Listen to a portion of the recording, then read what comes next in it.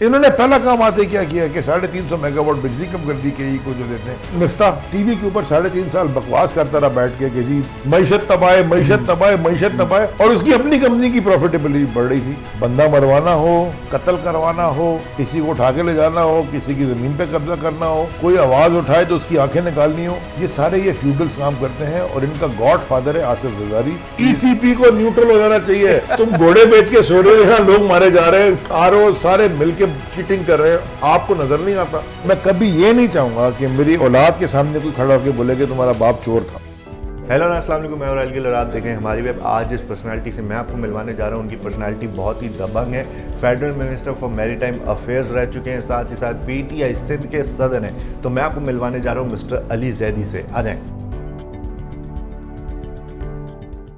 Sir, welcome to our show. सबसे पहले तो एक बड़ा ही फॉर्मल सवाल है जो पूछा जाता है, बहुत सारे पॉलिटिशियन से पूछा होगा कि आप जो हैं वो बेसिकली आप क्यों सियासत में आए, और अगर जब सियासत में आए हैं तो आपने पीटीआई का क्यों इंतखाब किया, और भी पार्टीज थी, वहाँ क्यों नहीं आप गए? मेरा कोई ताल्लुक नहीं पॉलिटिक्स से, ना मेरे घर में किसी ने सियासत की, ना कभी फैमिली में की, ना कोई पॉलिटिशियन है कोई रहा हो।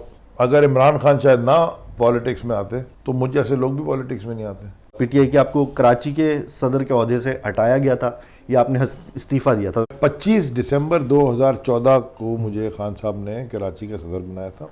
उसके बाद फिर NA 247 जो 246 था, जो 90 का लगा था, सदर बनते ही 3 महीने बाद उसका इलेक्शन आ गया, जो इमरान इस्माइल साहब गवर्नर साहब लड़े थे। जैसे ही वो खत्म हुआ फौरन बल्दियाती इलेक्शन आ गया। ठीक है, रिजल्ट ऐसा नहीं आया तो मैंने अपना इस्तीफा जाके रख दिया, एक्सेप्ट नहीं हुआ। ठीक है, आपने इस्तीफा खुद दिया? मतलब मैंने खुद दे दिया था, ठीक, मगर एक्सेप्ट नहीं किया। उसके बाद तंजीम पूरी डिसॉल्व हो गई पूरे पाकिस्तान में। तो फिर उसके बाद मैंने कहा कि जी मैं वापस, अब मैंने इस्तीफा दिया था, मैं वापस नहीं आना चाहता हूँ। जो इलेक्शन हुआ, जो सक्कर लाड़खाना मीरपुर खास और नवाबशाह के जो 4 डिविजन्स में, तो वहाँ जो है वो सारे पाकिस्तान की टीवी स्क्रीन पे देख लिया आपने, मार कुटाई। और ये रिगिंग की नई कहानी शुरू की है आसिफ जरदारी माफिया ने, कि वो जो खाली अगर आप उठा लेना कागज़, इलेक्शन कमीशन से जाके खाली कागज़ लें तो आपको किडनैप कर लेते हैं। यहाँ अभी दादू में अब दूसरी डिवीजन में इलेक्शन हो रहा है, कराची डिवीजन जिसमें 7 डिस्ट्रिक्ट्स हैं और हैदराबाद डिवीजन जिसमें 9 डिस्ट्रिक्ट्स हैं। दादू में 400 लोगों पे FIR कटी है, वो भी ATA की, एंटी टेररिज्म की। ठीक है, वो काम बेचारे क्या कर रहे थे, वो पानी ना मिलने पे प्रोटेस्ट कर रहे थे पीसफुल, उनके ऊपर FIR काटी गई ATA की। सही। ये जरदारी, ये जो स्टेट मशीनरी इस्तेमाल करके रियासती दहशत गर्दी कर रहे हैं ना, ये रियासती दहशत गर्दी है, आम गरीब लोगों के ऊपर प्रेशर, ये इसने तबाह करना है, इस मुल्क को कर दिया है। आप सिंध के सदर हैं इस वक्त पीटीआई के, तो आपको अब क्या समझते हैं कि पीटीआई सिंध पे कितने आगे जाएगी, किस तरह से उसको लेकर हम अगली चलेगी? हुकूमत इंशाल्लाह बनाएंगे सिंध में। सिंध के अंदर मैं बहुत दफ़ा कह चुका हूँ, पिछले 14 साल से है पीपी की हुकूमत। PP की हुकूमत नहीं है 14 साल से सिंध के अंदर? नहीं है। नहीं है? नहीं, कैसे नहीं है? जरदारी माफिया की है, पीपल्स पार्टी नहीं है वो। ओके, ये फ्यूडल्स का एक टोला है जिसका गॉड फादर आसिफ जरदारी है। बंदा मरवाना हो, कत्ल करवाना हो, किसी को उठा के ले जाना हो, किसी की ज़मीन पे कब्जा करना हो, कोई आवाज़ उठाए तो उसकी आंखें निकालनी हो, ये सारे ये फ्यूडल्स काम करते हैं। और इनका गॉड फादर है आसिफ जरदारी, डॉन। ये है सिंध में हुकूमत। इसे हुकूमत नहीं कहते, इसे माफिया रूल कहते हैं। वैसे बात करें तो वैसे कोई और कोई बात ही नहीं है। आपको उठा के ले जाएंगे ना, तो मेरे पे दहशतगर्दी की FIR है, मैं दहशतगर्द नजर आ रहा हूँ आपको? नहीं, ऐसे तो नहीं, मेरे पे इन्होंने दहशतगर्दी की FIR काटी है। अच्छा, और मुझे बेल लेनी पड़ती है जाके दहशतगर्दी के कोर्ट से, मैं दहशतगर्द हूँ? बिल्कुल बात आपकी ठीक है। सो ये सिर्फ और सिर्फ स्टेट मशीनरी को इस्तेमाल करते हैं, रियासती दहशतगर्दी करते हैं आम लोगों के ऊपर। तो यहाँ कोई हुकूमत नहीं है, यहाँ कोई लॉ नहीं है, यहाँ सुप्रीम कोर्ट के अहकामात कोई नहीं मान रहा। यहाँ पे एस्टैब्लिशमेंट को कोई फिक्र नहीं है कि यहाँ जो मरे जिंदा हो, सड़े मरे, हु केयर्स। इन्होंने पहला काम आते क्या किया कि 350 मेगावाट बिजली कम कर दी के को जो देते हैं, तो यहाँ लोड शेडिंग शुरू हो गई। और है कौन? मिफ्ता, जो खुद सबसे बड़ा मनी लॉन्डर है अफगानिस्तान से। पूरे पाकिस्तान में वो टीवी के ऊपर 3.5 साल बकवास करता रहा बैठ के कि जी मैशत तबाह, मैशत तबाह, मैशत तबाह, और उसकी अपनी कंपनी की प्रॉफिटेबिलिटी बढ़ रही थी। तो भाई मैशत तबाह थी तो तेरी लॉलीपॉप क्यों बिक रही थी? ये भी है कि आपका जो है दुबई के अंदर रियल एस्टेट का बिजनेस जो है वो सेटल्ड है, तो ये आपको मैं क्लैरिफाई कर दूं, मेरा रियल एस्टेट का बहुत बड़ा बिजनेस है दुबई में। जिस दिन मैंने ओथ लिया उस दिन मैंने इस्तीफा दिया, उसके बाद 3 महीने बाद वो कंपनी बंद हो गई क्योंकि मेरे पार्टनर्स ही चला चुके, खत्म, शट डाउन। मैं दुबई गया ही नहीं हूं जब से वजीर बनाऊं। 3 दफा गया हूं एक एक दिन के लिए ऑफिशियल टूर पे। I have one contract that is managed by one employee. मेरी इनकम एक सोर्स है, वो सोर्स से आती है, डिक्लेयर्ड है, थ्रू आउट डिक्लेयर्ड थी, और टैक्स भी पे हुआ हुआ उस पर, हर चीज है, जिसको देना ले ले, वरना अभी तक ये मुझे छोड़ते। 4 साल तकरीबन 5-4 साल आपने फेडरल मिनिस्टर हैं मैरी टाइम अफेयर्स के। अब इसको कहते हैं गोल्ड माइन कहते हैं। बिल्कुल नहीं, गोल्ड माइन का झूठ कहते हैं, नहीं, ये डायमंड माइन है। $50,000 पर डे की कमाई थी अगर मैं खाना चाहता। कितने? $50,000। अब फैसल सब्जवारी आपके बाद उसको देख रहे, अब वो कोशिश minister कर रहे हैं। उनके बारे में क्या कहते हैं? वो तो कभी भी आके टीवी पे कुछ बताते नहीं है, जब से देखा है, जब से सर ये वो बने सवाल हैं। आप उनसे खुद पूछे ना, सर वो मिनिस्टर हैं। तो आप क्या समझते हैं इसके पीछे क्या रीजन है? बाबर गौरी आ गया ना, बताएगा कि कैसे कैसे काम करने हैं। तो जब आप मिनिस्टर थे आपने कुछ किया था बाबर गौरी के खिलाफ, जैसे कुछ भी पिटीशन दायर की हो, कुछ किया? जब भी नैब ने मुझसे जो सबूत मांगे, मैंने अपने सारे इदारों को कहा कि खुल के बताएं। जो भी डिपार्टमेंट कुछ भी किसी के बारे में मांगता है, देयर इज नथिंग हिडन। ये स्टेट एंटरप्राइज का मतलब होता है पाकिस्तान के अवाम के लोगों की ओनरशिप है इस पर। इसलिए मैं वजीर बनाऊं। मैं पब्लिक ट्रस्ट को वो ट्रस्ट ब्रेक नहीं कर सकता। मैंने अपने आप को भी जवाब देना है, अपने ज़मीर को भी देना है, और मैं कभी ये नहीं चाहूंगा कि मेरी औलाद के सामने कोई खड़ा होकर बोले कि तुम्हारा बाप चोर था। ये तो बेगैरत है ना, इनको तो फिक्र ही नहीं है, इनकी औलादें भी बेगैरत है, ये फरारियों में खुश हो जाते हैं। यार बाप चोर था तो क्या हुआ, हमें तो फरारी और बड़ा घर दिला दिया ना, ये ऐसे ही बोल रहा है। जब बोर्ड कासिम आपने छोड़ा तो $1 बिलियन $1 बिलियन थे रिजर्व फंड में, उसके रिजर्व थे। तो अभी आप क्या समझते हैं इतने होंगे? पता नहीं, मैं जब छोड़ दिया, जब चले गए, मैं तो नहीं फॉलो अप कर रहा। अब जो वजीर साहब है वो देखें, हालांकि स्टेट का पैसा है। कराची सबसे ज़्यादा पैसे जनरेट करके देता है, टैक्स देता है, बहुत सारी चीज़ें देता है। तो इमरान खान साहब ने और पीटीआई ने कराची को इतना डेवलप क्यों नहीं किया? मतलब क्या किया कराची के लिए? मैं आपको बताता हूँ कि क्या हुआ, मैंने कागज के ऊपर लिख लिया। मुझे बताएं कि ये सफाई करना नालों की किसका काम होता है? अब आप जाहिर सी बात है सूबाई हुकूमत का है। नहीं, सोच लें आप फिर दोबारा, सूबाई हुकूमत का काम है ना। तो मुराद अली शाह के सामने कभी बैठ के ऐसे इंटरव्यू देगा? कभी मौका मिलेगा तो उनसे भी लेंगे। अच्छा जी, सिंध सॉलिड वेस्ट एनर्जी, ये जो गार्बेज ट्रांसफर स्टेशन, ये गार्बेज कितना उनका काम है? नाले बनाना किसका काम है? नालों की साइडों में इंक्रोचमेंट साफ करके रोडें बनाना किसका काम है? जो सस्टेनेबल डेवलपमेंट एसडीजी फंड्स के थ्रू जो पैसे मिले सारे एमएनएस को, इसमें पेवर लगे, नाले बन गए, गली बन गई, कच्ची रोडें बन गई, पानी की पाइपलाइनें बिजली, ये किसका काम है? ये भाई एनएफसी अवार्ड के थ्रू उनको पैसे मिलते हैं। ये पीएफसी नहीं करते 15 साल से, सारा का सारा सीएम हाउस में रुक गया है। ठीक है, सुप्रीम कोर्ट ने हुक्म दिया हुआ है आर्टिकल 140 इंप्लीमेंट करें, फिर इलेक्शन कराएं। इलेक्शन हो रहे हैं, 140 इंप्लीमेंट नहीं हुआ। कंटेम्प्ट ऑफ कोर्ट कर रही है, यानी कि हर वो चीज ये कर रहे हैं, कोई पूछने वाला है इस मुल्क में? मैं कोर्ट में धक्के खा रहा हूं, इधर से उधर, उधर से उधर, उधर से उधर, उधर से उधर।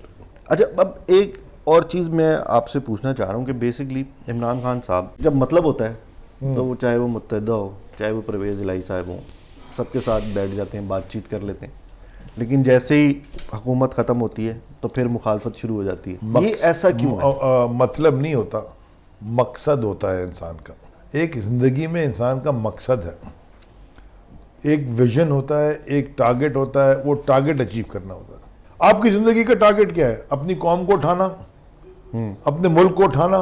तो अगर वो मुल्क को उठाने आपका मकसद है तो उस मकसद में आपके दरवाजे हर वक्त खुले होने चाहिए। तो आपके कहने का बेसिकली मकसद ये है कि मकसद जो आपका पूरा होना चाहिए, चाहे उसके लिए आपको किसी से भी बातचीत करनी पड़ जाए। नहीं, एक लेवल ऑफ डिस्कशन हर एक के साथ होती है। जब माजी में इमरान खान साहब जरदारी साहब के साथ भी बैठे हैं और दूसरों के साथ भी बैठे हैं। नवाज शरीफ ने जमीन दी थी, जिस जमीन पे शौकत खानम बनाया है वो नवाज शरीफ साहब ने दी थी।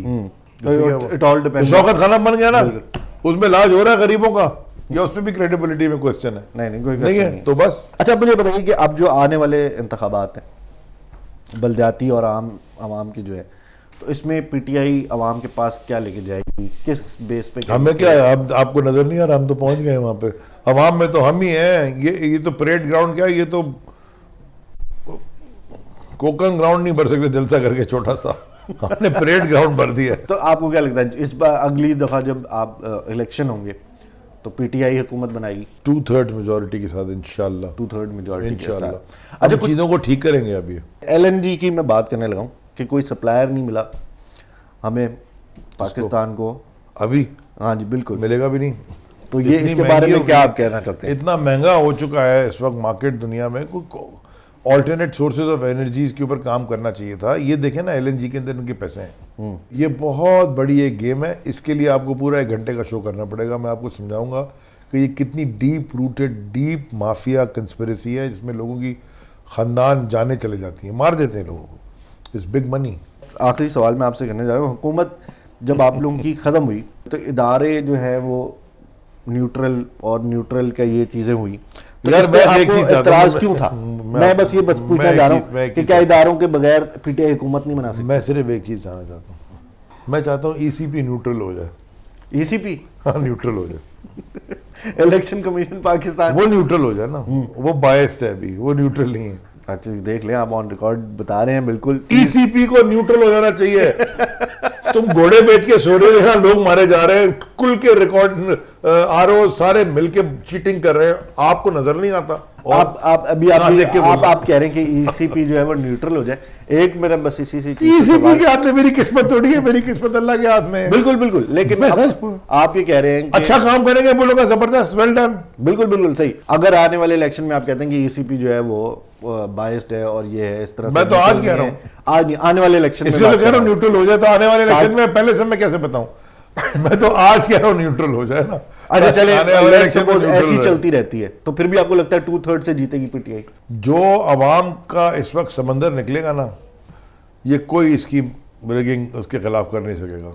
तो चाहे उससे फर्क नहीं पड़ता, जो चाहे अवाम का समंदर निकलेगा ना अगले इलेक्शन में, इन्होंने कर्फ्यू लगाना होगा इलेक्शन के दिन कि कोई वोट ही देना ना है, खुद ठप्पे लगा के ये फिर जीत जाएंगे। वैसे नहीं जीत सकते। लेकिन अभी आप देखें ना, NA 240 में इलेक्शन हुआ, कराची का एक हल्का है, वहाँ पीटीआई ने नहीं लड़ा इलेक्शन, तो 8% वोटिंग हुई है।